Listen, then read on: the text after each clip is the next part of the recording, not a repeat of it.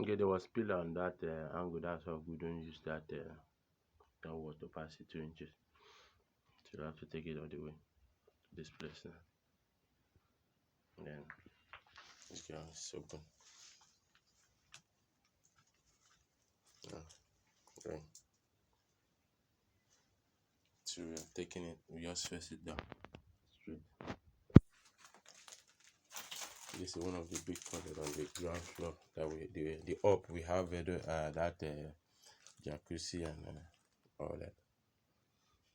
Jacuzzi and the normal shower and the concealed place. This is the part that bring from that up down, from the masters up. So this one just face down. If you don't join any of them to this, so I have to run separate. It was tight on the way.